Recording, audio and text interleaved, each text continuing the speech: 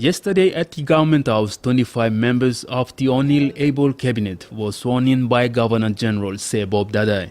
They joined the others who were announced earlier as caretaker ministers. This now brings to total 33-member cabinet. O'Neill as the Prime Minister, assuming the responsibilities of the Department of Prime Minister and NEC, Sports and APEC. Charles Able as the Deputy Prime Minister and Treasurer. Kevin Isifu, Inter-Government Relations Minister. James Marape, Minister for Finance and Rural Development. Richard Maru, Minister for Planning and Monitoring. Elias Kapawore, Minister for Public Service. Dr. Fabian Polk, Minister for Petroleum and Energy. Vera Mori, Minister for Commerce and Industry. John Pundari, Environment, Conservation and Climate Change. Benny Allen, Agriculture and Livestock Minister. Wesley Nukunz, Minister for Transport. Mera Kifefa, Minister for Labour and Industrial Relations. Francis Maneke, Communications and Information Technology. Soroi Eoe, Religion, Youth and Community Development. Justin Techenko, Minister for Lands and Physical Planning. Sepu Katemo, Minister for Health and HIV/AIDS.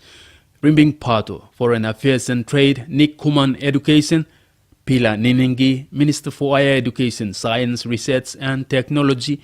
Patrick Basa, Minister for Fisheries. Delta Wong, Police. Roy Biama, Correctional Services. John Kaupa, Housing and Urbanization. Emil Tamor, Minister for Culture and Tourism. Father Simon Dumarino, Bougainville Affairs. Alfred Manasseh, Civil Aviation. Johnson Tuke, Mining. David Stephen, Minister for Justice and Attorney General. William Duma, Minister for Public Enterprise and State Investments. Solan Mirisim, Minister for Defense. Douglas Tomuresa, Minister for Forestry. Michael Nally, Works and Implementation, and Petrus Thomas, Minister for Immigration and Border Security. To have a good regional balance, use the experience and the talents that each Minister or Member of Parliament has, and we will certainly be making sure that they are put to good use for the interest of the nation. The Prime Minister's announcement of his full cabinet comes at a time he is facing court battle over allegations of corruption relating to payments to a private law firm. He is criticized by fellow politicians from the opposition, calling for him to present himself to police for questioning. But he says these allegations are politically motivated. We will prosecute that matter as it should be. We'll allow the courts to do their work, and we'll continue to do our work.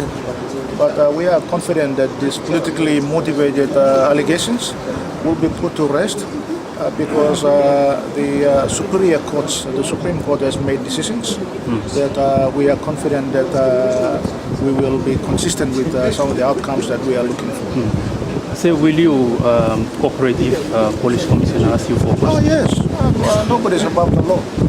Nobody's above the law. We are asking the law to be applied to everybody, including myself. It is within my legal rights to continue to seek legal redress, and I have already made a statement to that effect. Mr. O'Neill is confident of the court throwing out the allegations to clear his reputation and to set a precedent to the office of the Prime Minister. Gabriel Bego, NBC National News, Port Moresby.